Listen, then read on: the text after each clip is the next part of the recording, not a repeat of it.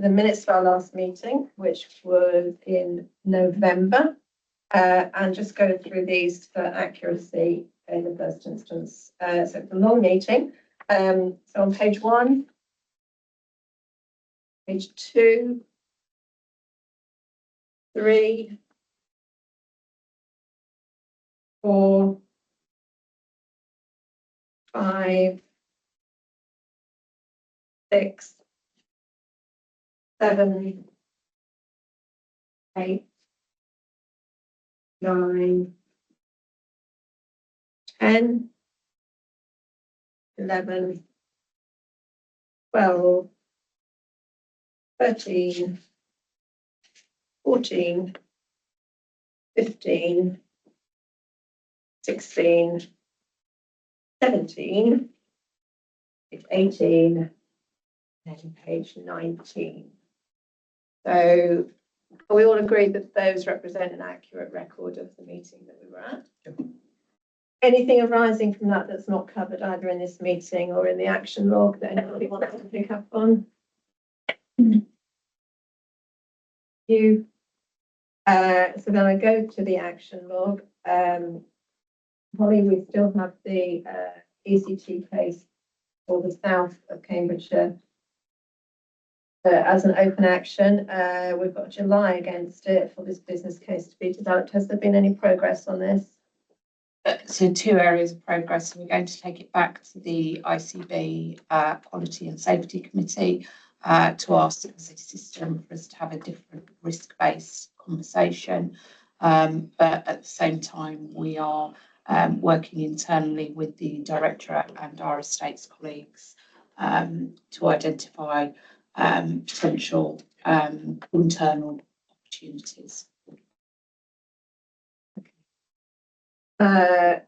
We then have an action about digital maturity, which is a bit ironic given some of the issues that we're dealing with today. I know that Steve Cox is picking this up.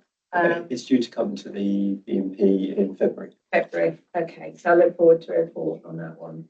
Otherwise, actions look to be closed. So is everybody okay with that? Marvellous. Oral 18. I haven't been notified of any other business, so I'm going to assume that there is none, Martin. No, marvellous. Okay. All right, so then I will go to my chair's report, which I'm going to take as read. A few things I would like to just pull out, though. The first is where you're going to hear us talk a lot today about the performance of the trust, quite appropriately, and I think it is right at this juncture in the year to draw out and pay tribute to our staff who are driving improvements in performance across the board in terms of waiting times for access to services. In some areas they're still too long, but at least they're not quite as long as they were. In terms of driving down our use of bank and agency staff, which is helping our financial situation. And our length of stay is getting ever closer to sectoral norms. So there is definite progress being made, and that comes on the back of an enormous amount of hard work from our colleagues. So thank you to them. It is only not right, though, to note, and we will note it repeatedly during the meeting, that it's true for us, it's true for every part of the NHS. Money is very, very tight and demands on it are enormous. So as we now move to close out the financial year, we are going to have some significant challenges around closing out this year and going into 26, 27. And we are going to have a very, very clear plan around making sure that we live within our means consistently. So that is going to be a theme of the coming months and indeed years. I also want to, this is the time of the Oscars and the BAFTAs. In health, we have our own set of nominations been announced. So it's great to see that our Clozapine Virtual Award has been nominated for yet another award. That's brilliant. And indeed, slightly ironically, but credit to the team, some of the work on our digital innovation is also being recognised. So again, credit to that team. I would also think, and personally feel it's really important that we note that yesterday was Holocaust Memorial Day. It was the 25th anniversary of this particular point of memorial being created. It provides a focus on remembrance, bearing witness to those victims and survivors of the genocide in the Second World War, but those genocides that have occurred since. It asks us to think about how we can learn lessons to prevent future atrocities, and that seems very timely for the world we live in. And it's a call to action to challenge prejudice and discrimination and hatred in our communities today. And I can only say, as I've said a number of times, there is no place in the world of health for prejudice, discrimination, or hatred to be brought to work, or indeed to be tolerated by anybody. So it's an important date for a whole range of reasons, but I just wanted to draw out how important it is to us in CPFT that we take the learnings from it. So I will draw my report to a close there. Happy to take any questions if there are any, but mindful that Steve has a number of important points that he will want to draw out in his report. So can we move to you then, Steve? Yeah, thank you, Chair. And can I just check you can hear me okay? Yes, we can do. Brilliant. Thank you. And apologies for having to join remotely today.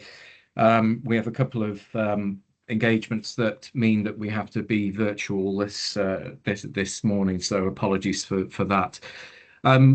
Colleagues, welcome. And those of you that are dialing in, thank you for joining us today. And I think I'm just going to be really brief with my report, Chair.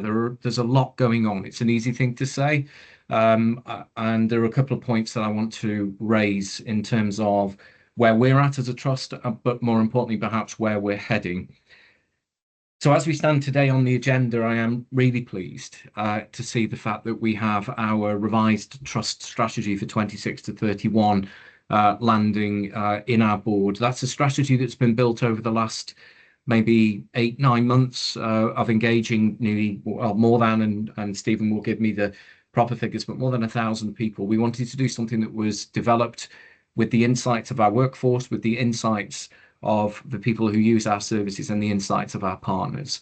The primary focus on our direction of travel as an organisation, otherwise known as a vision or a strategy or a grand plan or whatever it is threefold really. One is to make us a sustainable, high quality and research informed organisation. The second is to make sure that we deliver the best quality care that we can. And the third is to make sure that we make the best use of our resources wherever we can. And they're not in any particular order because they are of equal priority. I think one of the areas that we are really keen to see is that we become much more joined up, much more recovery focused. We are an organisation that becomes digitally mature in this new world, but is safe to do so and has insight in how that digital maturity informs and changes our services. We are in a position of driving and reducing, combating health inequalities and certainly strengthening our staff's experience, not only in the delivery of care, but also in the changes to our local communities that we want to see. I am really pleased to inform the board that we have been successful in achieving a social value accreditation and a kind mark of social value, which is a fantastic achievement in terms of our journey to be much more community focused. And that community focus is around place and neighbourhood and making a difference to the longitudinal population that we support, as well as the people that need us today and tomorrow. That is also in the journey working with the Marmot principles and looking to be an anchor institution in our own right. And we are engaging with the Institute of Health Improvement and the Marmot Agency to talk about how we can lean in more in that space to deliver and look at the next sort of 20 years of our organisation's life, supporting both this NHS plan and the next. I think, Chair, you made a point about the financial update. It is incredibly difficult at the moment financially across all NHS providers, and I am talking with many other chief execs and other providers about their position with regards to austerity, and it is really tight. That said, I also want to say the same thank you the chair had raised to our workforce for helping us manage in year as best we can, but also with some of the changes that we're needing to make through our directorates and with our teams. And I think next year, when we start to look at our transformation agenda and the modernising of services, the modification of our services, we need to make sure that we do that within the resource envelope that we have, but also because it's the right thing to do within our strategy. I think the NHS as it stands at the moment, CPFT as it stands at the moment, is in a really good position to modify itself, understanding the needs of the population, not just today, tomorrow, but in the next 10 to 20 years, and making us fit to do so. I think, Chair, the other point I want to raise is a big focus this year on strengthening our culture. We talked a lot about that last year, with additional strength being put into our staff networks. Some of the area that we have are focused around diversity and working with the Race and Health Observatory and other partners to do that. But I'm really excited to see some significant changes in leadership development, organisational development and cultural development starting really early in 2026, again, as a bedrock to wanting to be an employer of choice and a great place to work. As we know that the great place to work delivers much better outcomes for patients and their families. A big thank you to Paul Bristow, our Mayor of Cambridge, that visited us since our last board. It was really good to see Paul showing a significant interest in community services and mental health, learning disability and some of our specialist services, and the Mayor has agreed to come back and talk to us more about that 20-year vision and our population health. And on the back of that, I'm also really pleased to say that we are developing an additional talent management programme that sits alongside but doesn't replace succession planning within the organisation. Chair, it's obvious to say, but we have a huge amount of talent in this trust. Some of it is just getting on with the business, and actually what we need to do is liberate that, and we need to provide as many opportunities as possible for that talent to flourish. In particular areas where staff groups may not be best represented in talent, so that's a big focus certainly over the next couple of months. I also want to make a point about the Individual Placement Service Awards. That's item 7 on my report, and this is a big shout out to that team. The IPS, as it's called, has received a quality mark, making it the only service in the East of England to receive that honour, by scoring, after a fidelity review, 112 out of 125, putting it up there with the best. That service is looking at getting people back into gaining full employment and has a range of partnerships with industry, retail, leisure, etc., that go outside of health, that really contribute back to our corporate social responsibilities and our population shift that I just mentioned before. Chair, I'm going to end on a bit of a granular note, and I think it's against the performance that you mentioned. So thank you for saying that, because the teams have worked really hard.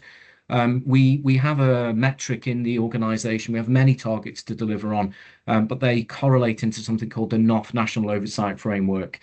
But the NOF is only one of a number of areas of quality and performance metrics that we wish to improve on. And that's because it's the right thing to do, because it delivers better outcomes. But I am delighted to see a marked improvement in those. I want to say thank you to the directorates and the corporate teams, and also the Chief Operating Officer for leading out in that space. And a particular thank you to Nicola Kershaw, who's been leading on that with Holly to try and help to unblock some of those performance areas. On that same vein, with regards to staffing, some of the areas that we've been focusing on relentlessly over the last couple of months is vacancy control and the removal or reduction of bank and agency, and in a particular focus in our nursing and clinical space. So a big thank you, really, because I've seen a huge amount of shift in those areas with a particular view, and the medical director and other colleagues can comment on this, please, when they report, but also a shift in medical bank and agency with a substantial recruitment, particularly across our adult and specialist areas, which is great to see. More work to do in that space, because, you know, recruitment is a fluid thing, but I'm really pleased to see that that actually has driven a number of areas where we sit well below national average in terms of vacancies in some of those areas. So I'm really pleased to see that, because again, it's the right thing to do and it delivers better continuity and quality of care. It's been a busy month, Chair, and I think next couple of months are going to be extremely busy, and we'll be bringing more back in terms of the progress on the strategy, and certainly in our position into 26 and beyond at the next and forthcoming meetings. Thanks so much, Steve. And as you rightly draw out, it's a busy day today in the life of CPFT. Any questions at all for Steve from board members? On what he said. Mike. Thank you, Steve. It's really just to bring out the individual placement support work that goes on in this trust. It's great that it's got highly scored in the Fidelity Review, but it's a very important service in terms of people with serious enduring mental health problems, enabling them to A, get a job, and B, retention in that job when employers can be a little bit leery about taking on someone with psychotic illness.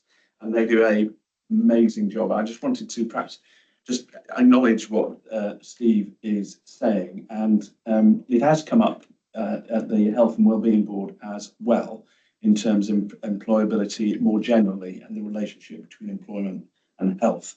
So it's really just giving a call out for that, and congratulations to that team. It is a brilliant service, and they obviously come and spoken to us, and it's very much chimes with national policy. So I would very, very much like to see these services being invested in and expanded. They are the routes, as you say, for both getting people in work and actually just as importantly, keeping them in work. And keeping them well, because it's a therapeutic thing. Yeah. Indeed. Any other questions or comments on what Steve has said?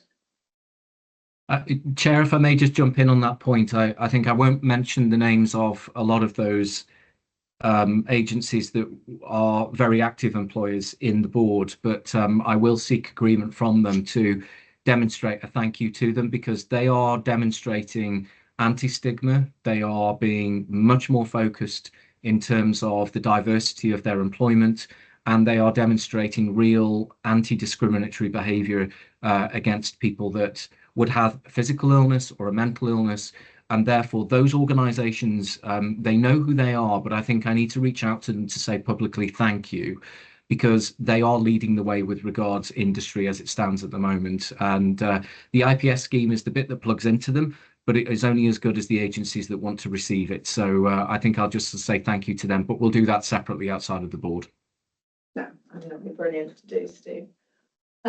All right, Steve, staying with you, shall we move on then to the board assurance framework, which is something we take in every public board meeting? Thank you, Chair. I'll be brief on this to allow questions. There have been a few movements in terms of scores when we've reprofiled our board assurance framework.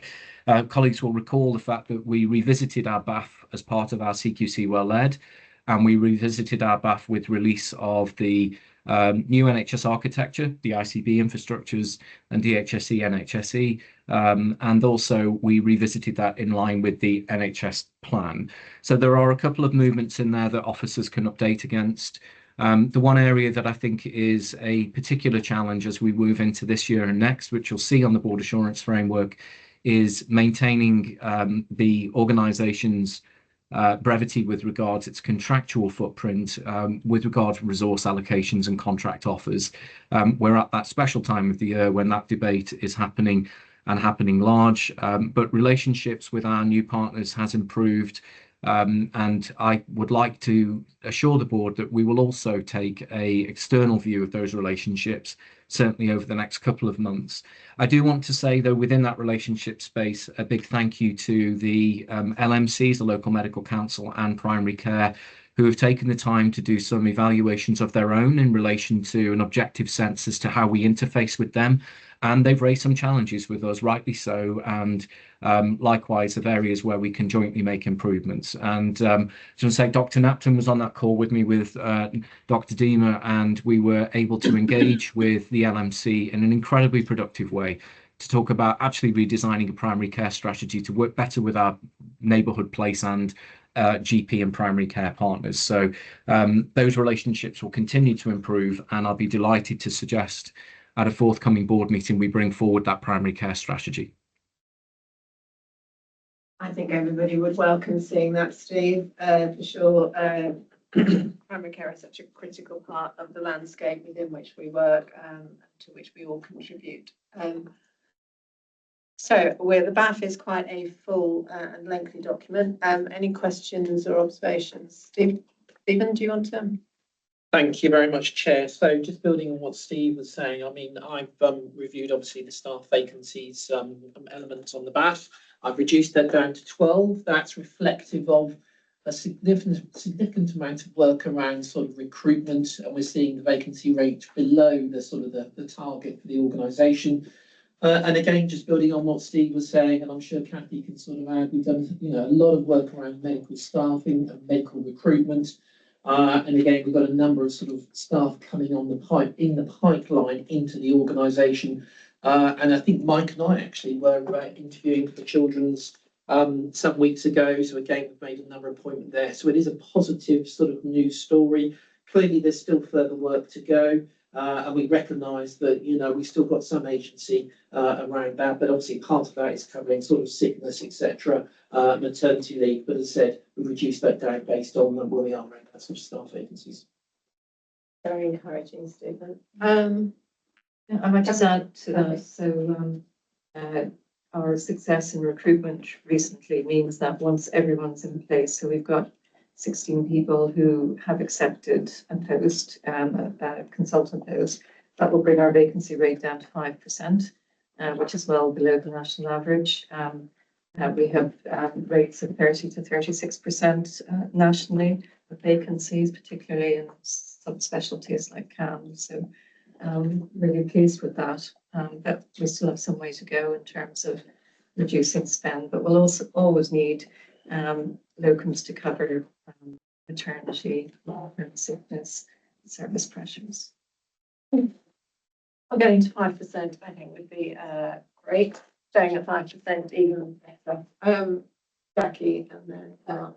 Just to come back to Stephen, what do you think has contributed to the success in the two examples that you've given, and how do we make that scalable, and what's it saying about our brand in general? So I think, again, that's a really, really good question. I think there is something about the CPFT brand. I think there is something externally that is more positive now than, say, 18 months, 2 years ago. I think there's something about the stability of the organisation, which I think has been really sort of positive. And I think we have done some really good comms. I don't know if Chris was here, he could come out some of the external stakeholder comms as well, which I think has helped.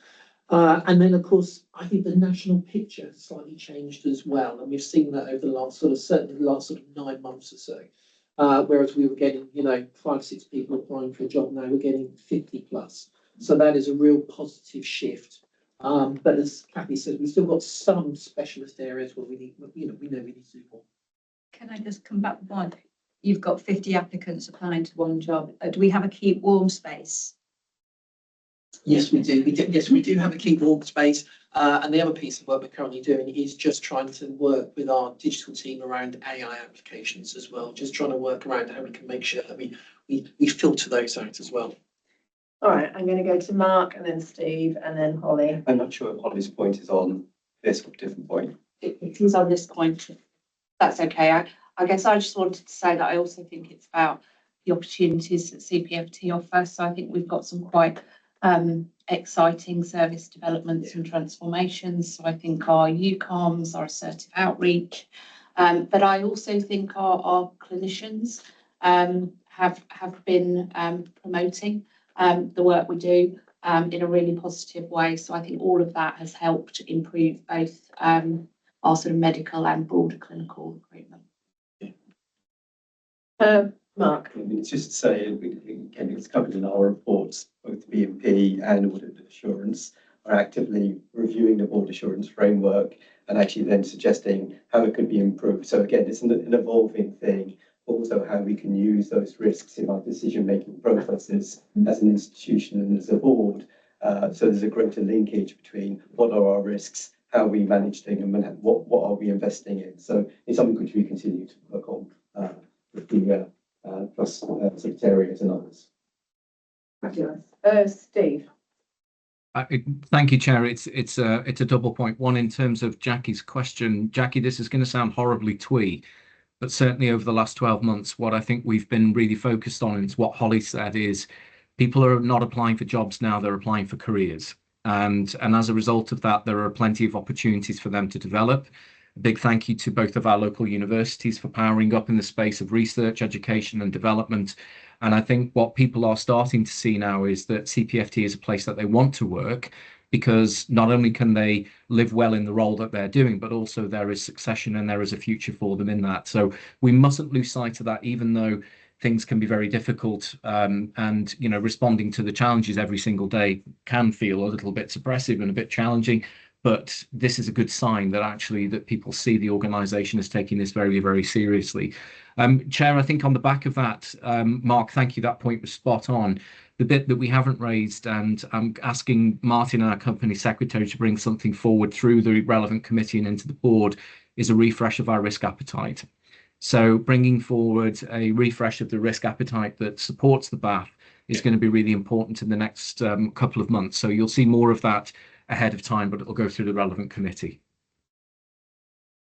Thanks, Steve. There's lots and lots in the back, which is positive. There's also some stuff which is sobering, and whilst it's great that people are choosing to come to work at CPFT, staying with us, building careers with us, I think it's just really important for any of our colleagues who watch this to acknowledge that actually working in health is tough at the moment, and we are reliant upon people's dedication and commitment to deliver great services for people, but it's not always easy.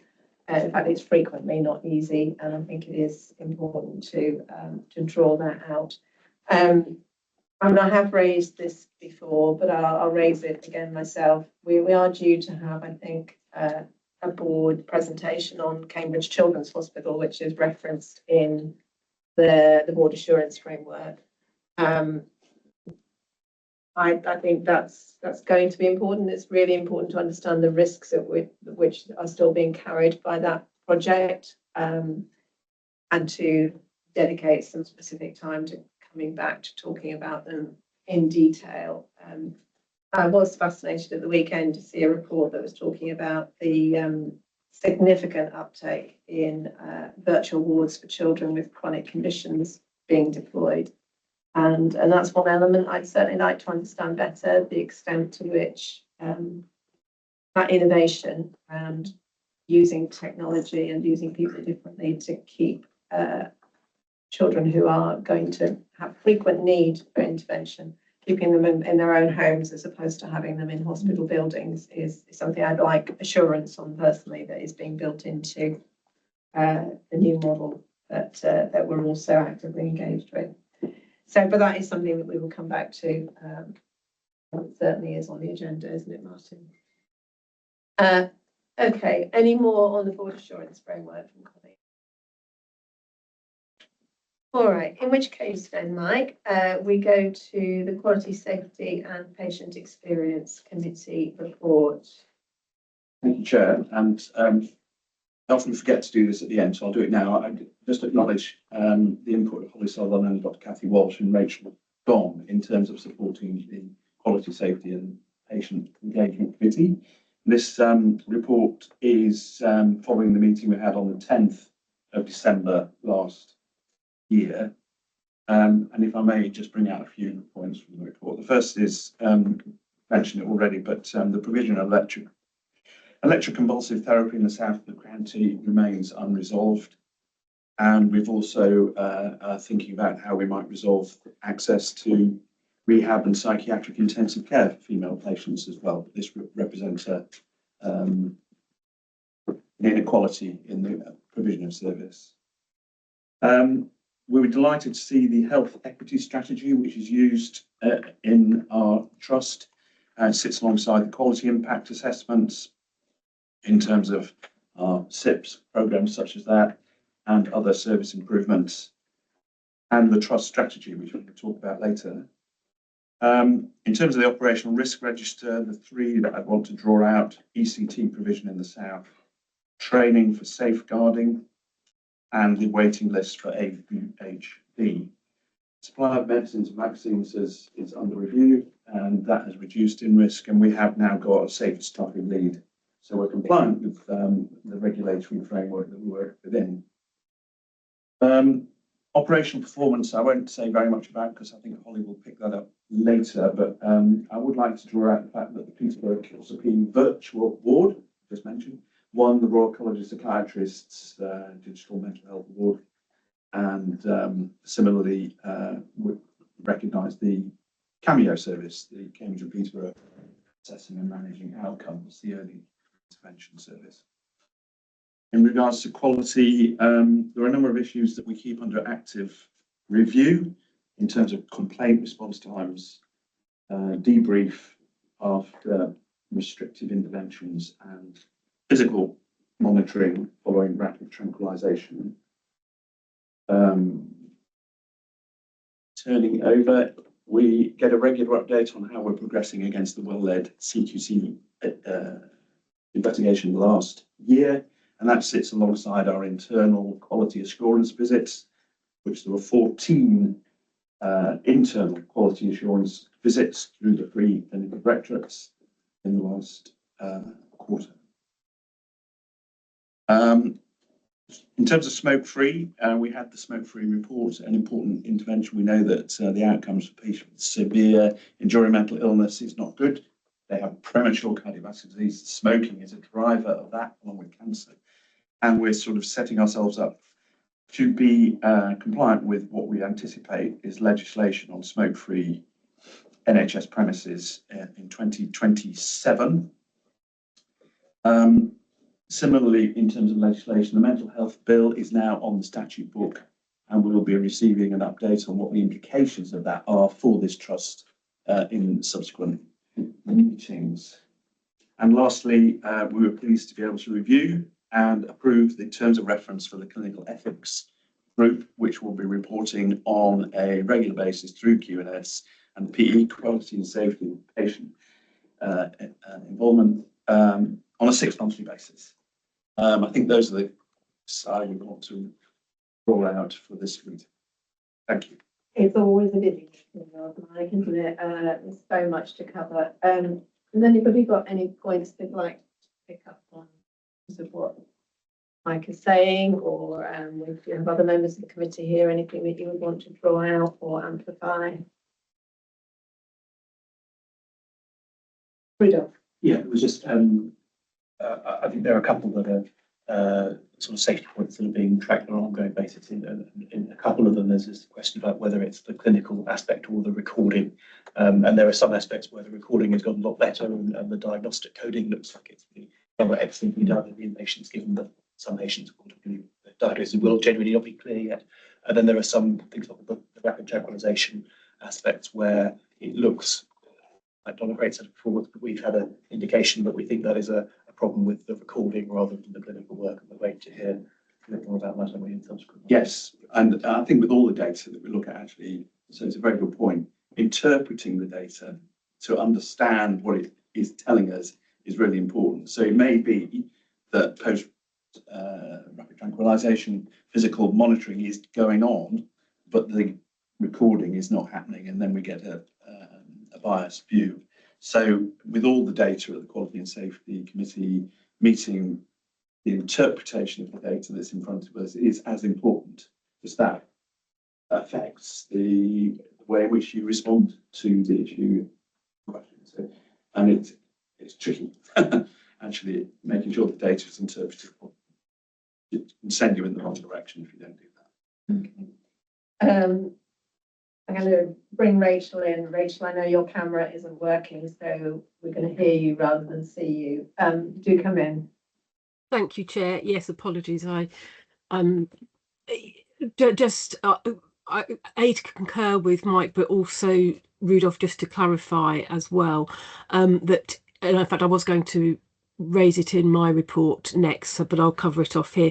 In terms of post-rapid tranquilization physical monitoring, it has been a recording issue, but it has we did a deep dive into that in terms of improving the recording, but there has also been within that some gaps in terms of the physical health monitoring post-rapid tranq. So each of the directorates, OPAC and adult and specialists, each have a improvement plan that's being monitored within the directorate governance process led by each of the associate directors of nursing, and that's also and that comes up through to each respective performance risk executive as well on a monthly basis. So when we are seeing improvements since the November data. Okay, Rachel, that's reassuring. I mean, consistency of practice with what are reasonable and routine things for people to do is not a stretch expectation for anybody. This is what you expect to be happening consistently, and I'm grateful if that is the message that you're giving out to the directorates where this occurs. Any other questions for Mike at all on his report? In which case, it's a nice segue then to you, Rachel, for your fuller quality report. Thank you, Chair. Just in terms of your last comment, there was also a very clear communication sent out from myself and Mike Seaman, my deputy, in terms of the expectation in line with Nurses Code of Conduct of this is an absolute must do in terms of the rapid tranquilisation, and hence we are having a very firm monitoring of it. In terms of the quality report, the other areas that I wanted to raise were in terms of firstly the ligature audits. There you will see there was 3 not done. There was direct support was provided, and now there's an improved position for December. December data. In terms of the non-fixed ligature incidents, we have seen an increase in non-fixed ligature incidents. 90% of these incidents relate to 4 service users, and notably our general adolescent unit has had a group of young people with quite significant complex needs recently. This does happen sometimes, and often additional support is required. In terms of the support that's being provided Provider Collaborative and myself and Mike Seaman, we have been involved in escalation meetings for appropriate placements for these youngsters, for each of these youngsters, because often, basically what we have found is that this general adolescent unit isn't necessarily the right placement for them, depending upon their needs. So they one of these young people is going to be moved next week, so we're hoping we'll see a changing picture here. The other area that I wanted to raise was in terms of the total number of clinical adverse events, moderate and above, that's attributed to the trust has increased in November. There were a small number of pressure ulcers contributing to this position. These have all been reviewed by the tissue viability nurses, and no other trends or themes were identified. In terms of the detail of that, 2 cases were deemed not to be attributed to the care provided by the trust. 1 case reviewed had the harm grading reduced. So I think it's this validation of the information that is required, and that obviously, and again, as I said, there were no specific trends or themes. And then lastly, as frequently I do, is to cover off from a complaints perspective. This does remain an exception. There's a slight improvement in the response times. There has been a small increase in the number of complaints received in November, with a decrease in the number of PALS contacts. And as explained previously, the complaints process from submission of a complaint to the sign-off. The process has been process mapped within the trust to ensure it's as lean and efficient as possible. There are also now weekly exceptions meetings with each directorate to ensure timely submission of investigation packs, and it's also monitored via each directorate quality, safety and governance meeting and respective PREs. Feedback from the directorate needs to be acknowledged in that there is a balance between clinical service demands and the investigations needing to be completed within the allocated time, but also within the allocated resource of the teams. It is challenging in line with that. And you'll also note in the report that in line with local system benchmarking, other trusts are seeing a similar pattern in terms of demand and capacity. Thanks, Rachel. And if I could just ask everybody who's talking to a patient today to try really to avoid acronyms. Sorry. Most of them, but there'll be the odd one that we don't all know. So if we can keep it as simple as possible, that certainly helps me as chair. Questions then for Rachel on her report. Mike? Yeah, thank you, Rachel. So just building on the complaints point, whilst timely response to complaints is an important issue, we actually look also at the nature of the complaints and what we can learn from them. Yes. Complaint, in a way, is part of someone's disease trajectory, is part of, and so we're interested in what the complaints are about, as well as how long it takes us to respond to them. And then the third thing is the quality of the response is important in terms of it being a therapeutic response to someone who's had a bad experience from their perspective. So the point I'm trying to make is that the one metric of how long it takes to respond is only one of the things that we're concerned about from a quality and safety point of view. Thank you. I mean, I would add, and then maybe Rachel, you can come back. I'm finding in other places where I spend time that complaints volumes and complexities are generally increasing in public service. But there is some element that is sort of posited as the reason for this, which is that we're getting AI generated complaints. And that's, as I say, driving up the length, the complexity of what it has, what the challenges then to deal with. So I don't know, Rachel, if there's anything you want to say on that. Yes, I put my hand up, Eileen, because obviously you can't see me nodding. Yes, concur with both of those in the fact of in terms of the numbers and the complexity, and we have seen AI generated. Our team has that's been reported. It's also been reported across the system. I think one of the additional issues for us as a trust, we do see a number of persistent complainants as well, that obviously takes quite a lot of management. Yeah, well, we won't be unique in that, I'm sure. No. Okay, well, I'm pleased to hear what Mike said about trying to get the learning out of these, because that's absolutely critically important. We are by no means a perfect organisation, and we can learn through absolutely every interaction that we have. Any other questions for Rachel at all on what she set out in what is quite a lengthy paper?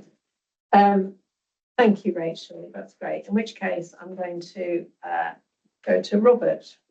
Thank you. It's 995. Challenge for me to get through all the numbers of the pages. Just in brief summary, and I'll take questions. Is at month 9, we've got a deficit position of just over £3 million year to date. Challenge we've got is that previously in the year we've used lots of non-recurrent opportunities, either funding we'd received for developments that we are doing but have been behind the curve. So that's supported our position as well as some accruals from last year. It's typical when you're finalising accounts. So that position now means that we're effectively running, as I've said last month, for about £1 million difference between our income and expenditure. There are a number of areas that we continue to see for one-offs to see whether we can get benefit.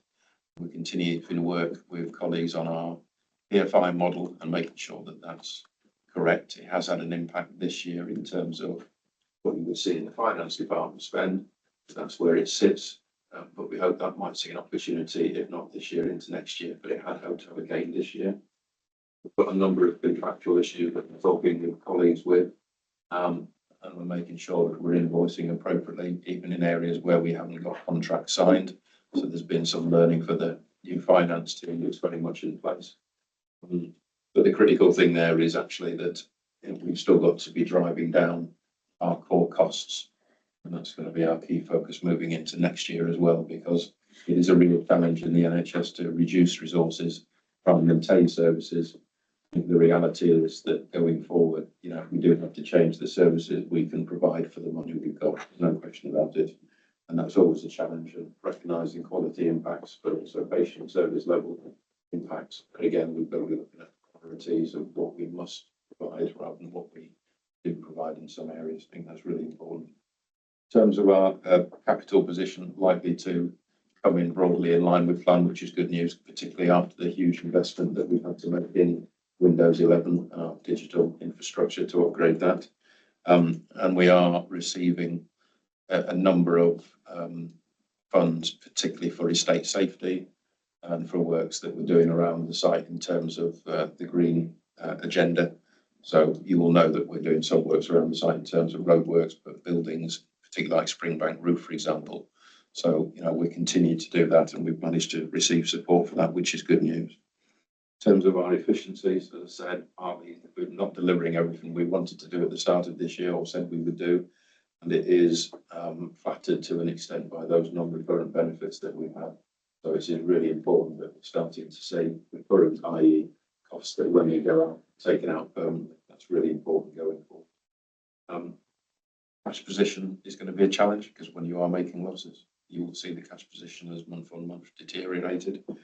It's handy that we're getting some support from our those fundings to do capital works to come in for us. But again, we've got to match those up at the end of the year. So we have discussed with our ICB to move our payment from the 15th of the month to the 1st. They will be doing that from now on. That does help us to get the cash in at a more appropriate time for our payments. Okay.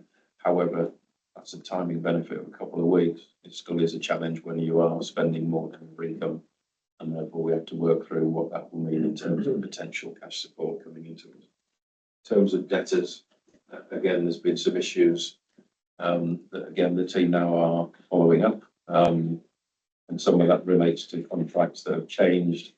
For example, the ICB had contracts with the council and previously Peterborough Council. We've taken that on. Fortunately, the payments haven't followed that in the same way. So again, I'm making sure that we're following up on all of our debtors, and that is also the ICB is looking into that. I had confirmation this morning that they're chasing it internally for people to make sure they approve them, and therefore put us in a better position than we are in. So that's really important. I think so. So I think I guess we give the high level take questions, which I'm sure there's. Thanks, Robert. And we should say a big thank you to you and your team for really just trying to get some solidity and discipline around what is a very complex picture. Mark, and then I'll go to Steve. Robert, do you see the any glimpses that the runway could improve over the next few months, or do we still forecast that the £1 million a month is likely to, again, to be the difference between the income and expenditure? I think for the remainder of this year, it's difficult to see significant changes, particularly with demand on our services, until we can. There's no magic bullet for that expenditure at this stage. That's the problem we've got. So we've really got to be looking at which are those areas that we can just go, we're not doing that, we're not investing it, we're going to stay steady state.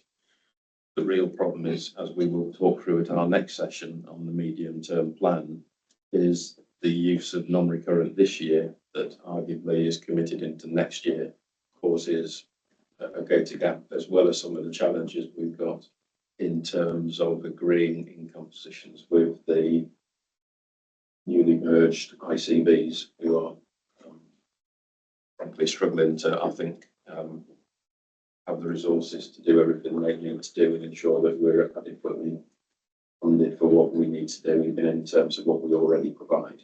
So there are a number of changes there. So I've got a real challenge and concern about that. And I mean, this may be for you or for Steve, is how are the discussions regarding service redesign?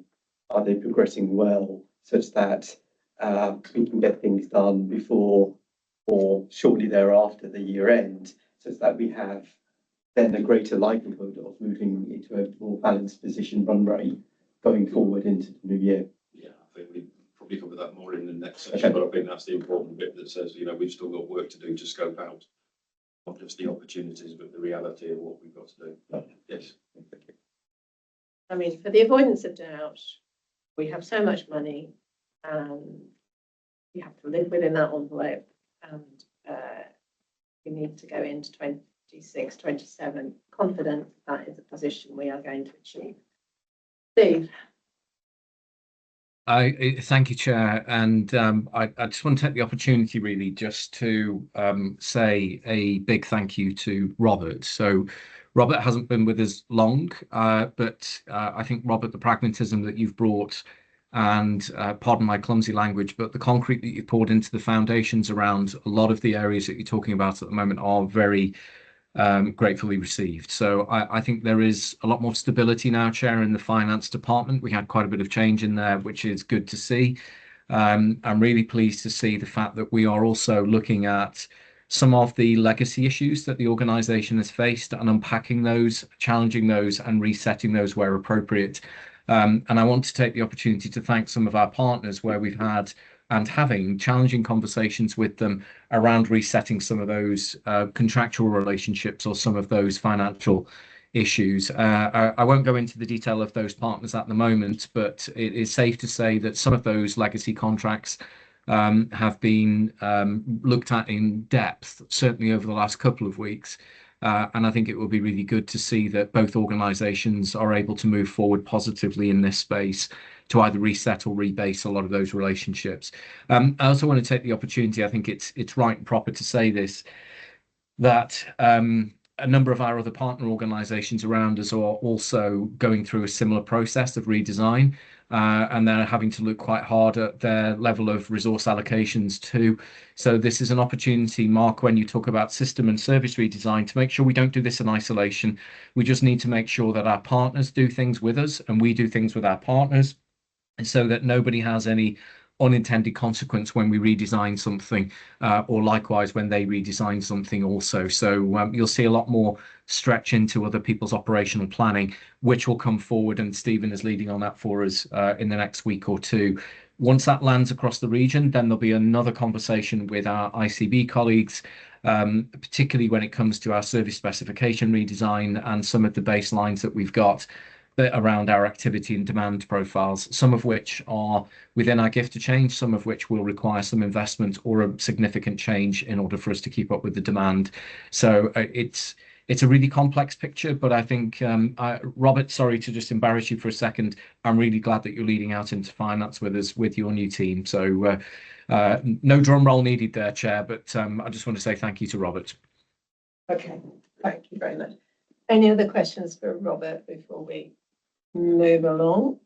I'm just going to add one point, if that's all right, Chair. Yep. I think one of the areas that, and I've spoken to Steve and I think to Mark as well within the finance report, but one area that we do have a separate obviously OD and people committee. But one of the things that this is startlingly missing, and Steve and I have spoken about it, is actually a real good analysis of the workforce movements and the costs associated with that is not covered in any other place really in the level of detail that I would want to, and it's sort of important for us to do that, I think, here at the board as well. Although obviously that would be the business performance committee that I'd take it to in detail. Just an awareness, because I think you will find that Pri and Jackie, who are on the People and Culture Committee, would say that this is something that they've been desirous of having for some time. So we just need it, don't we? yes. So if that could happen, I think we'd all feel more secure in terms of what we were working with. So even you and the team need to get some good data into that committee. Again, nice segue. Pri, to you, if you are able to come on camera to talk about the People and Culture Committee. Morning. I apologise, I'm having some technical issues. I can't get my camera to turn on, but I'll carry on. Can I just check you can hear me okay? We can, yeah. Lovely, thank you. First of all, I'll take the paper as read. We wanted to note a number of things in the recent committee meeting. We are very conscious that the organisation is facing challenges in terms of vacancies.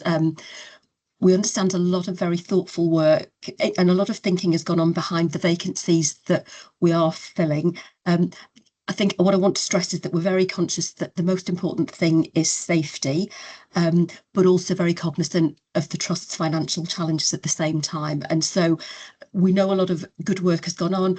We know there are lots of roles that the Trust would like to have, but it's not possible to. But I think for us, the most important thing is balancing the safety with the financial piece and being able to deliver the service that the Trust needs to. We've discussed over a number of months about physical intervention training. It has been challenging and there were certainly some resourcing issues, but that is now being addressed. So we would expect the risk on that to continue to drop. In terms of the work that Shaping Our Future Together is producing, so that's now we're looking at the behavioural frameworks about how staff are engaged, and in particular for us about how we're encouraging staff to lead well. And for us, that's really important because that piece about how people are actually led and managed makes a massive difference to how engaged they feel in the workplace. We will continue to monitor that as a committee, but would like to commend the work that's been done so far. And obviously now the important thing is that we see that translated into changes in how people feel about working for the Trust. Welcome the increase in apprenticeships that we're able to offer and see that that's a really important piece in terms of the Trust, as a public sector employer. The consultant job planning, a lot of work has gone into that, and so we are much closer to where we need to be, having gone from fairly far behind the target. The Guardian of Safe Working did give us a report, and we acknowledge some of the challenges that they faced in terms of finding a room for the on-call, the doctor's mess room. Sorry, apologies. I thought somebody said something, sorry. And we would obviously encourage the Trust to find a solution to that problem. Want to end with a sort of thanks and challenge. We have a number of individuals who've put a lot of time and effort into the staff networks. So I want to thank all of those individuals. We understand the challenges that they've faced in terms of resources and being able to devote sufficient time, and also the Trust having sufficient financial resources to allocate to that as well. We can see that more resources would have a more positive impact. And again, I think we want to see them continue to have a really positive impact, but I would like to recognise the work that's been done for them. And I will stop there. Thank you. I'm just looking at Jackie and Mike to see if there's anything that you want to add before I go to Kathy.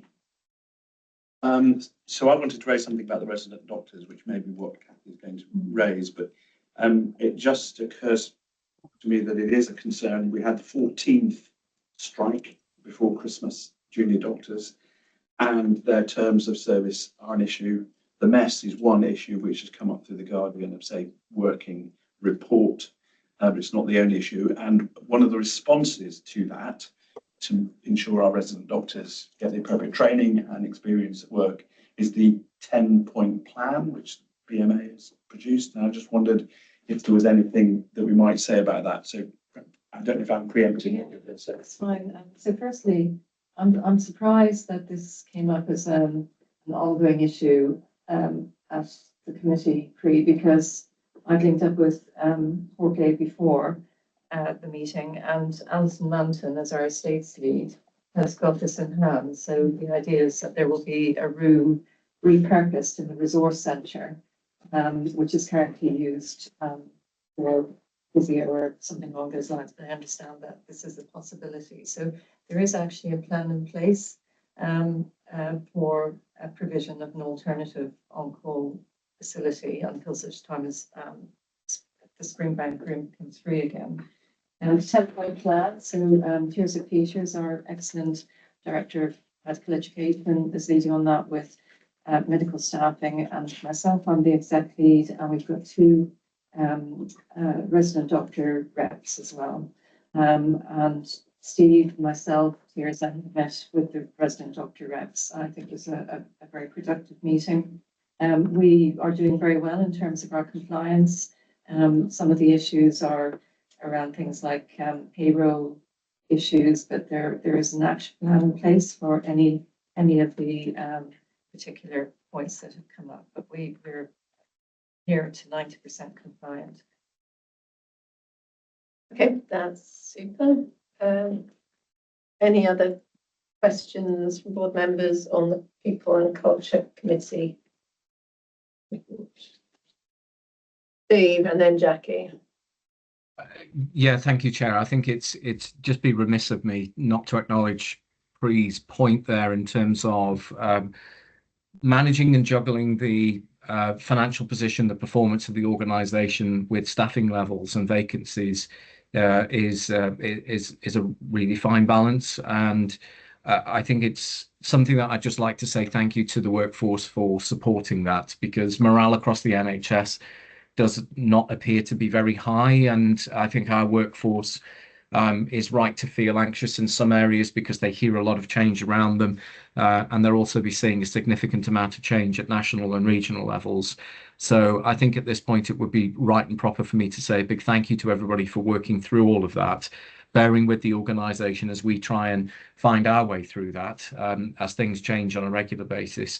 But we also want to acknowledge the fact that it's not easy, and when they are covering those vacancies because of our financial position, ready to make some of the service changes that we're talking about through the word transformation, then our staff are the ones that are carrying that and making sure that that safety is out there. So I think it would be right proper to say thank you to all of our staff for supporting us through this period. Jackie. I think what I'm seeing and hearing now in terms of the People Committee is the absolute energy around changing the data set. I think to Robert's point, it's really important that we baseline our establishment with payroll, which drives then actually our base costs. And I think the time's right for that. And coming back to your earlier introduction, Steve, in terms of talent management, I think we need to think about how that can be reported into the People Committee, along with the movement of colleagues around the organisation to make sure that we've got the right people delivering the right services. So I think there has to be some offline thinking about how this all comes together with the new thinking, with the dashboard and the intelligent insight that can provide us as a board to give us, the way forward, decisions, etc. I think Robert, Stephen, and Jackie, it'd be very good if the four of you could get together and actually come up with the data set that will help us to be able to think about how to really use what we know about people to help us to baseline where we are and where we want to get to. Thank you. Stephen. So thank you very much, Chair. So I'm going to carry on a bit around data sets. So obviously we've got a suite of data that already comes to the People and Culture Committee. We will be picking up some of that data in the board development session, picking up where we are around sort of where we want to, some of the impact of some of the medium-term plan, etc. And again, we'll feed that in, as I say, the board development session. And again, I sort of welcome the pragmatic view around sort of including some of that core data. And I know Jackie, in particular, have been asking for that for some time. So I think there's a really good opportunity to start building that in, but also working on the existing data as well. So making sure that we sort of integrate that.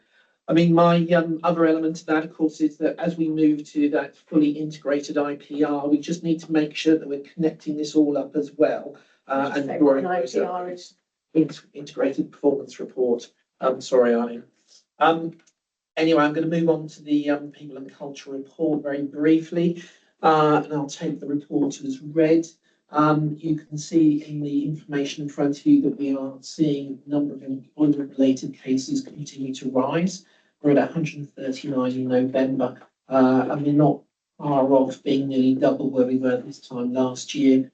significantly it's driven by sort of short-term and long-term sickness.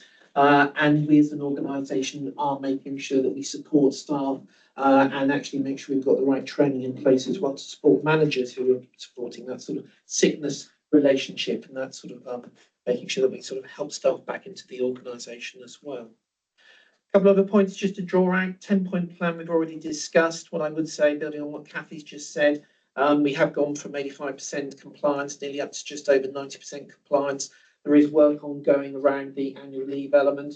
And that was discussed yesterday at PSDG, and there is obviously work around sort of payroll. And what we will be doing is bringing a formal payroll report up to People and Culture Committee as well to make sure that that sort of 12-point plan is sort of fed back up into the People and Culture Committee.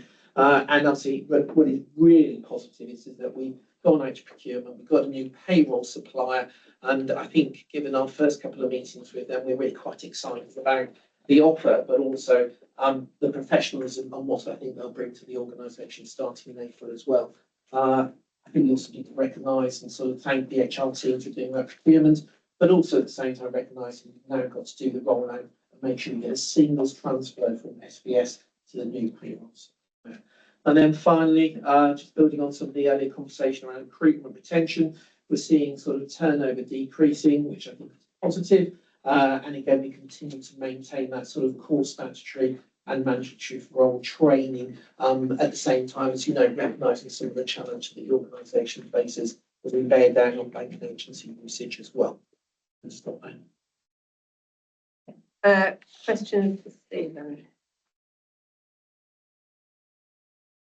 Can I just cycle back to one that seems to be perennial with us? Appraisal rates, although whilst much improved, are not at target or touching target at the moment.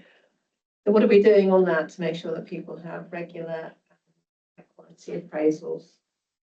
So at the moment, there's a couple of issues here. Obviously, we're seeing a slight difference between operational compliance, which is over 85, nearly 90%, which I think is really, really positive. The area that we're reporting out to P&C is around sort of corporate services, and a number of those services have gone through consultations over the last sort of 4, 5, 6, 7 months.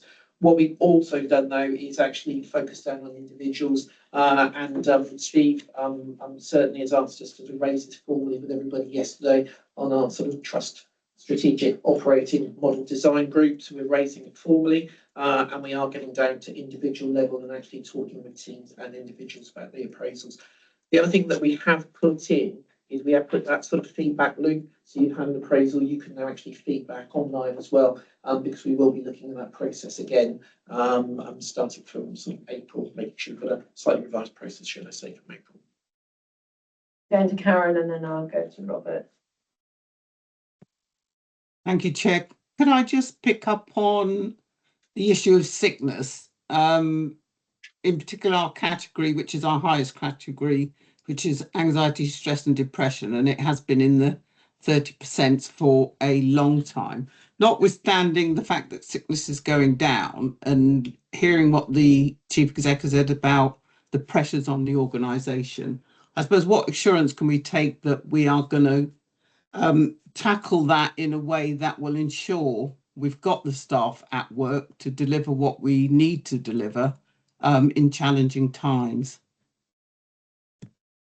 So I think that's a really, really good question, Karen. So there's a couple of things. There's something about obviously supporting the members of staff who are off sick and making sure, you know, they've got a sort of a transition back into work. But prior to that, their wellbeing team does a number of interventions now around supporting sort of from a sort of a mental health perspective. So they do mental health first aid, they do mindfulness courses, etc. So we try and do some proactive work in order to try and sort of mitigate people going off sick in the first place. So I think there's that element. There's also that element of making sure they come back in a sort of a planned way. We're just currently out, I can't go into it commercially, but we're currently out for a new occupational health provider as well, because we think there's an opportunity there around what the offer is from an occupational health perspective. And finally, we are taking what I would say a slightly more proactive, but slightly more challenging approach around sickness as well. We're doing it in a constructive, supportive way, but we are needing to pull it out here because we are seeing sort of growth in long-term sick. So we are sort of stepping in and making sure we are dealing with it and the supporting managers to deal with it as well. And then there is some additional training that we'll be providing as well.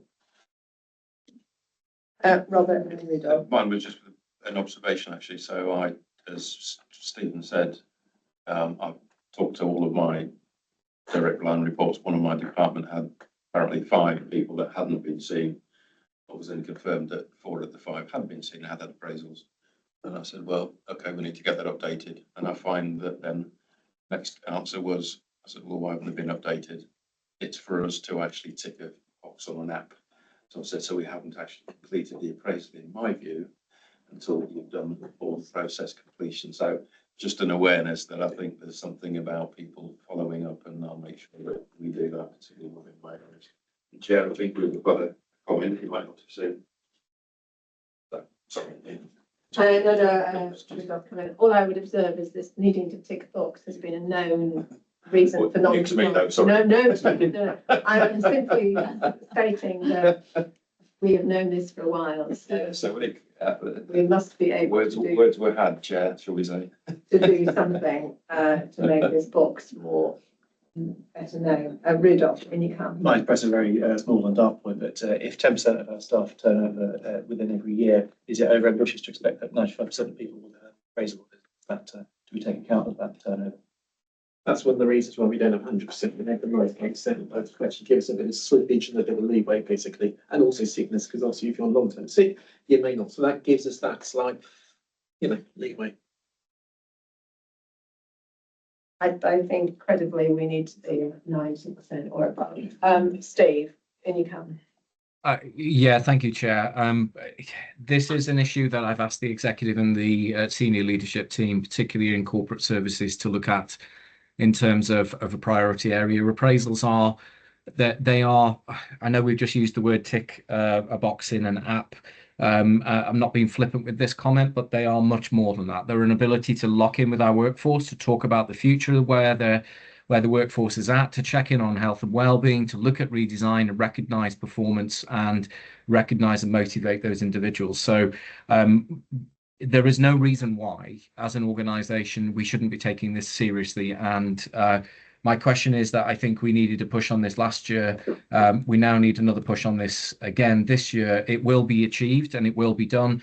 But I think we need to go back and question why people don't believe that this is as important as we believe it is. Because if that's the case, then perhaps there's another issue that we need to pick up, Chair. But it is definitely on certainly my radar and on the executive's radar, as well as the trust leadership team, as we're all responsible for this. Absolutely. I think the right word to use around appraisal is to put meaningful in front of it, and therefore it focuses minds on what it's there to do. All right, I think we need to move on. We're going to move to the business and performance area. And Mark, you're going to just speak briefly to the business and performance subcommittee. Happy to. The last meeting was on December 10th. I'll mainly focus on a few issues and avoid ones which have already been covered in other areas. The committee received an update on the award of the Applied Research Collaboration contract, which is for a 5-year period totaling 15.25 million. CPFT is acting as a host organisation, which I think is very kind of positive.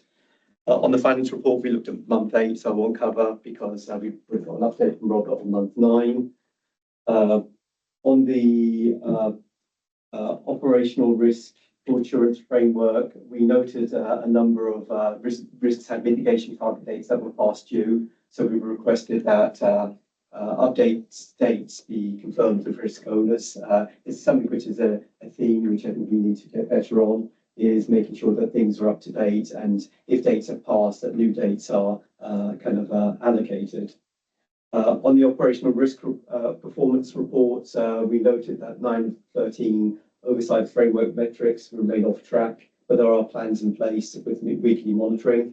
There are some positives in some weights, which I think is good news. But as mentioned earlier, the workforce pressures, particularly sickness absence, were impacting operational delivery in certain areas as well as financial performance. Because if people are sick, then usually you're ending up having temporary staff to cover.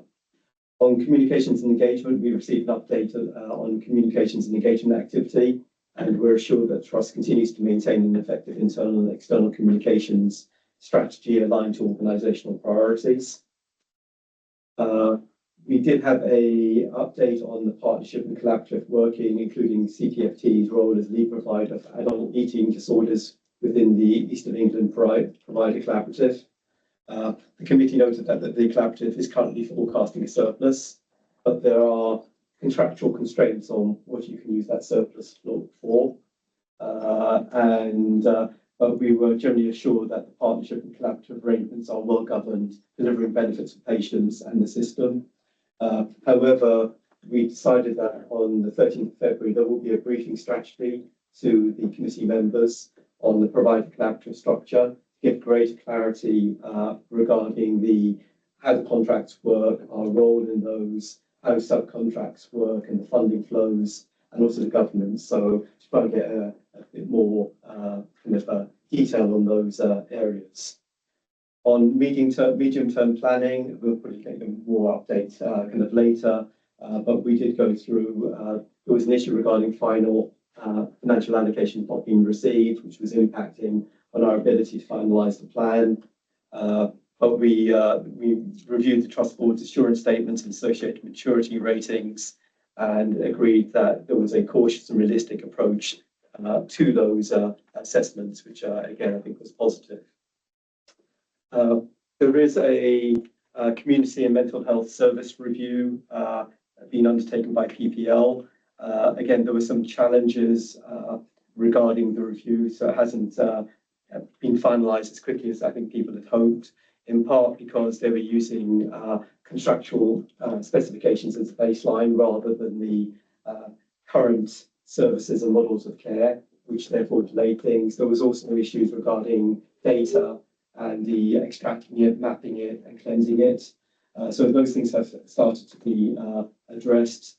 There may be a knows whether that's now been completed, but that was something which was therefore not available in us, developing our medium-term plan. So again, that there is a little degree of risk there.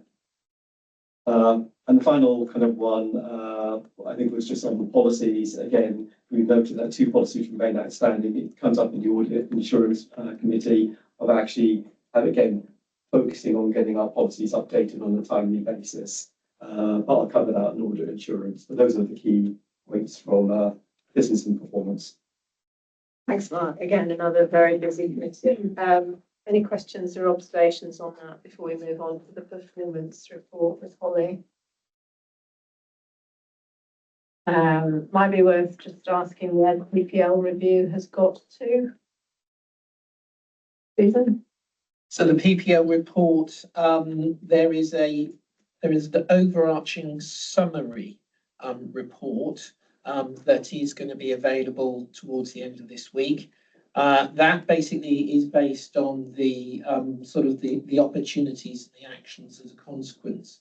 What we are doing behind the scenes, working with the ICB, is continuing to deal with the snagging, I think is the best word to put it, around the data and just making sure that we've got the right data aligned to the right service, etc. One of the challenges they've had is that there's 100+ services across many different types of specification, and what they're trying to do is make sure that it's all aligned. At the same time, they've also then got some of the national benchmarking reports, which will be publicly available. But of course, they count things in slightly different ways. So again, what they're trying to do is just bring all this myriad of data together, churn it through the mixer, and then making sure that 1 and 1 is 2. Making sure that they're counting 2 beans as opposed to a bean and a carrot type thing. So that work is just currently going on again. And we are expecting to have some feedback from them early next week. Sure, we'll all look forward to that. Karen? Could we just get a reminder of what PPL is? So PPL is a organisation, it's a social value organisation. Currently, they were commissioned by both CPFT and the ICB at our request, actually, from about 18 months ago, where we wanted a piece of work to look at the organisation, to look at the service specifications, to actually look at some of the core data behind, the population need, etc., and then sort of come back with an overarching report, then to help us actually do sort of our medium-term plan or integrated plan, help us understand some of the demand profiles over the next sort of 3, 5, 10 years, but also at the same time, the reason PPL was chosen was that it had come in and it done some work around neighbourhoods and neighbourhood development. And so basically it was felt it was a good sort of organisation that would align some of the output to that neighbourhood work that they'd done for the ICB previously.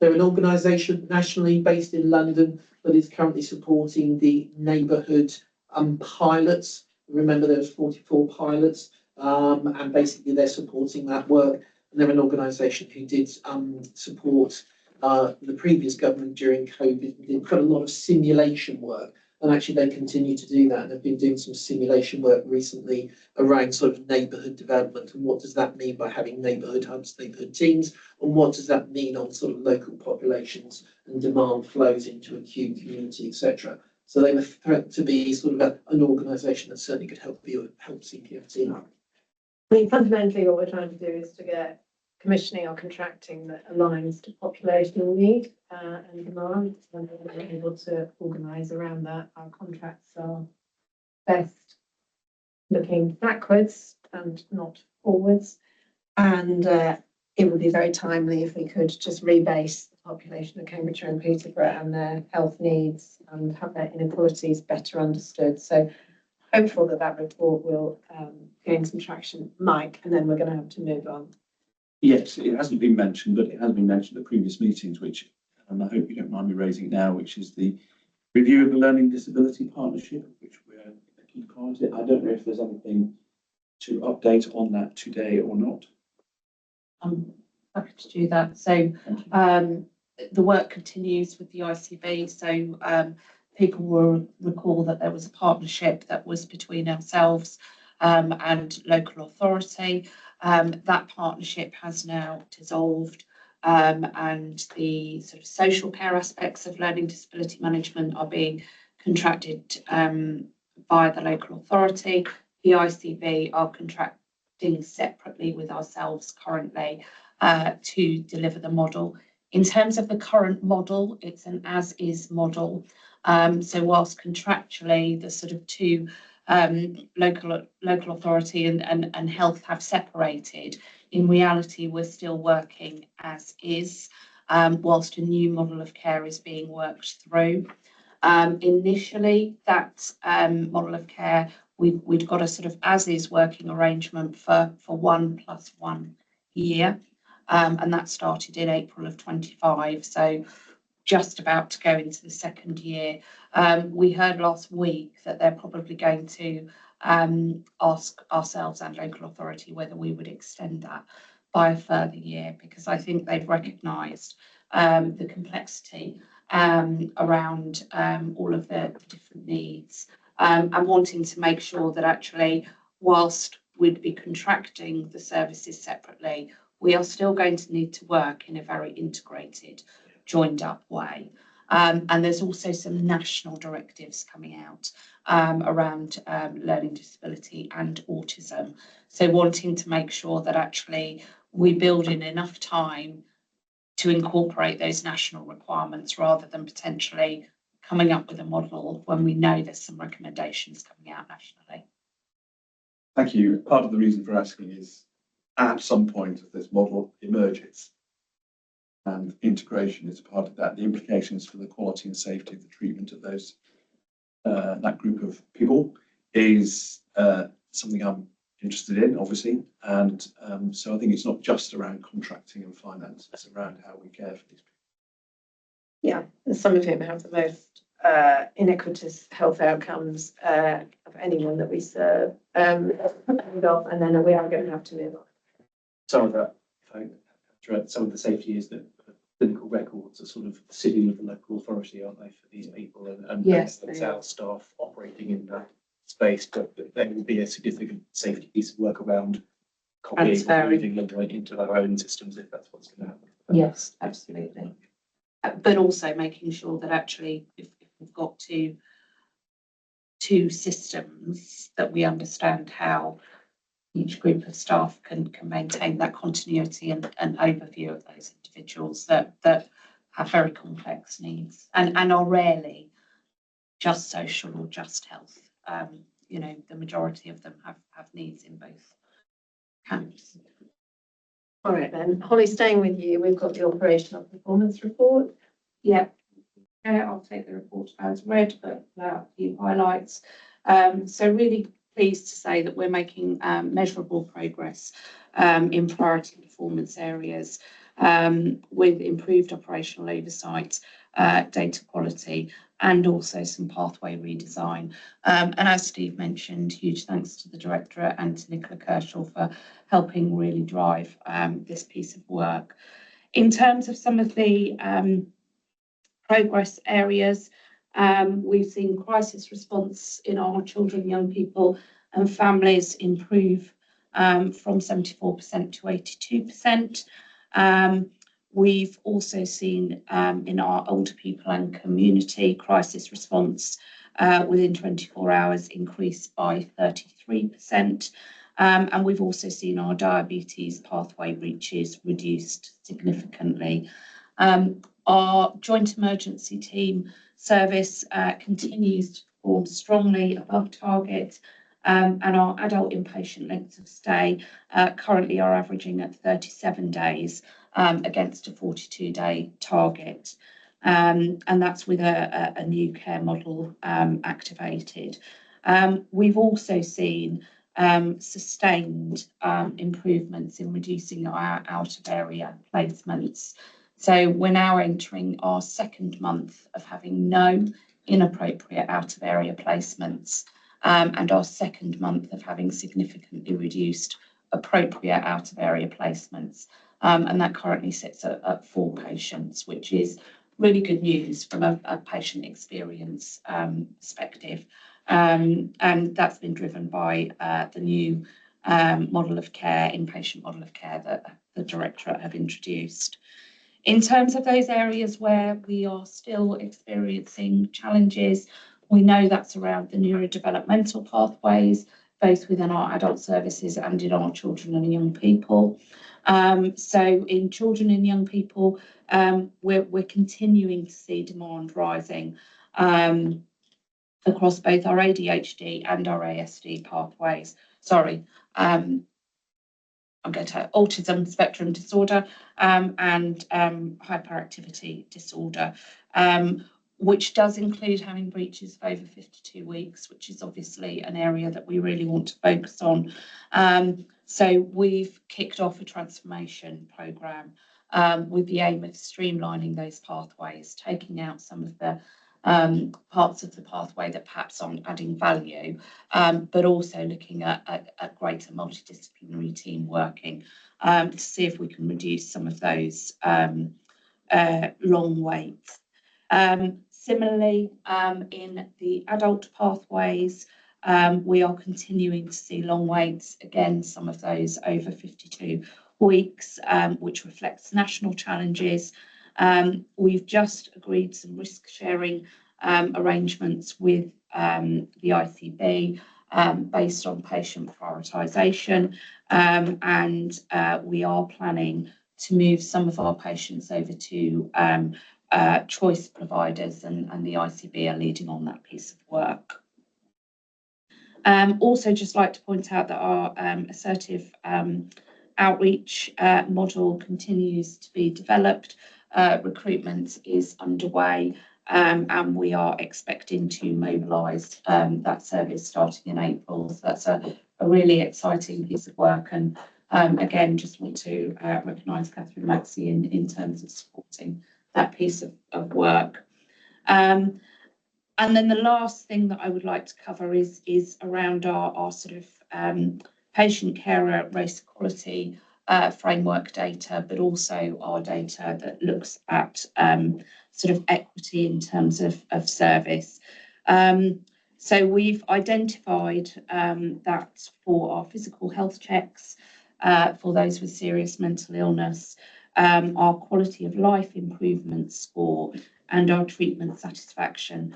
We've got overall quite positive scores, but there is ethnic variation, and we would like to understand what drives that and how we can improve that.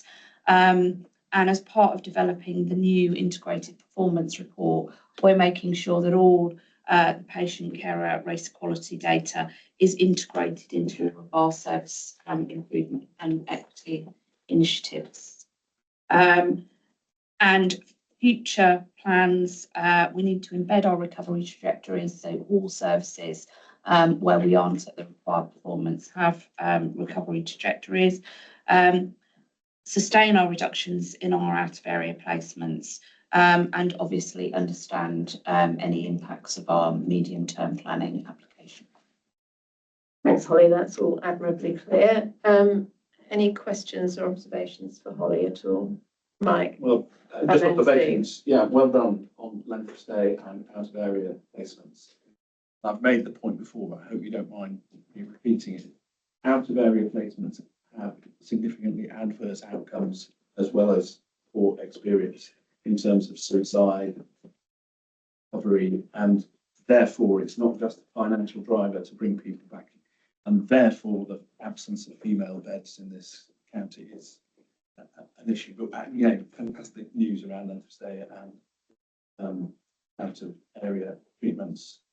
But as you say, I guess the point I want to make is it's the interfaces that this work not only affects our patients and our work as a trust, but the neurodevelopment pathway affect the education. And so how does that link up with the SEND, the special educational needs work in schools and the delays there? And in terms of it, I was looking, I know Steve Grange mentioned the importance of working as a system and bringing things together. I think I'm right in saying that the work of the Joint Emergency Treatment Team, the JET team, is significantly assisting our partners in the acute sector at Addenbrooke's Hospital in terms of improving flow. And so I just wanted to draw that out because it's an example of where one organisation is helping, assisting not only the patients, but in terms of the performance of our colleagues at Addenbrooke's Hospital. Yeah.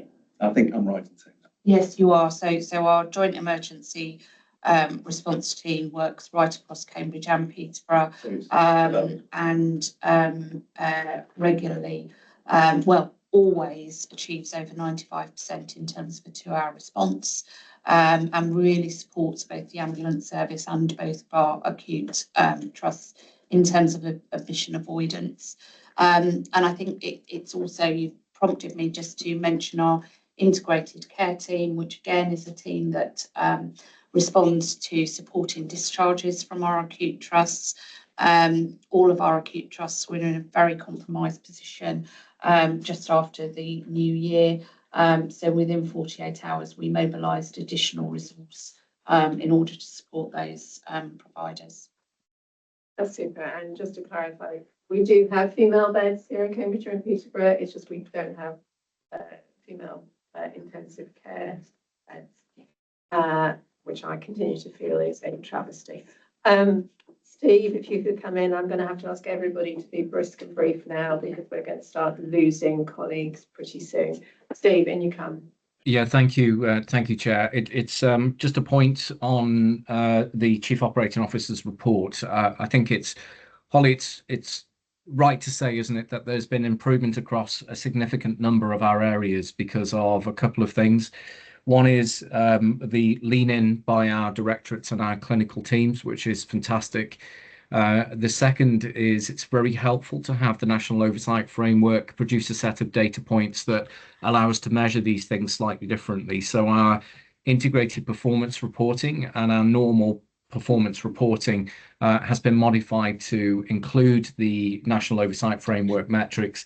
And although we would say that we've made significant improvements in a lot of those areas, we are still, Chair, aiming to be in the segmentation of 2 and then 1, because we believe that both 2 and 1, not 2 and 1, 1 being the best, obviously, it allows us give a better offer to the people who need our services and provide better outcomes. So although I'm really pleased with the progress, I think, Holly, we would both acknowledge that we are aiming towards a higher level of segmentation to demonstrate to our local population that those improvements are sustained.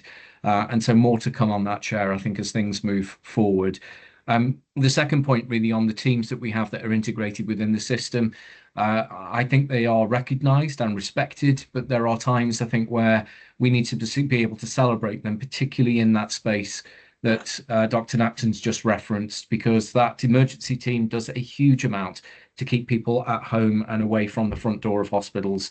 And their operating performance is way above standards, which is fantastic. They do an amazing job.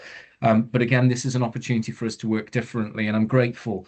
The interim chief executive of Cambridge University Hospitals and I are talking about other areas of work, including where we can support front door activity of the acute sector, whether that be in our crisis response, whether that be in our liaison response, our emergency response, or our major incident areas. So there's a lot more to come on that. We'll bring that forward, Chair, as part of a new operating plan. Lots to look forward to there. Jackie, on head to toe. Perfect, thank you very much. Just to summarise the report, we are pleased to note that there is a strong financial position now emerging within the charity. It's looking to exceed its target for this financial year, and also with a strong pipeline of grants and funds looking into the future. It was great to see that the annual accounts were signed off in a timely way, and I'd like to thank the support that finance added to that process and the audit committee for approving those before reaching the charity trust board. Sadly, we saw the departure of a couple of key members from the charity team. And I would like the board to formally note their contribution over previous years. They will be missed, but there is a plan that is being led by Chris, and I know Chris is not with us today, in terms of how he works alongside Hannah to replace those colleagues or think about what we need in the future in terms of skills and capability. Just to draw your attention, a couple of highlights from 2025. We wrapped over 500 presents to be sent out over Christmas to our vulnerable patients in the community. And over the last year of 2025, we supported 2,000 patient staff and carers through the Head to Toe charity. And one of the elements that is a real success is the charity support of the Butterfly Project. And although I'd like to say we are a small charity, but we do have a significant reach into the organisation. And I would like to thank Hannah for all her contributions over the last year. Thanks, Jackie. No, I think we would all commend the work of Head to Toe, and so many people benefit from it. The team have done an amazing job. You've been a huge support to them. So thank you for that. And good to get, I think Chris was at least with us for part of the time, but we've had some good and positive media coverage of the Butterfly service, which has been here to board, and I think that's just great to hear about the work that we're doing and the charitable endeavour having a bit of a light shone upon it.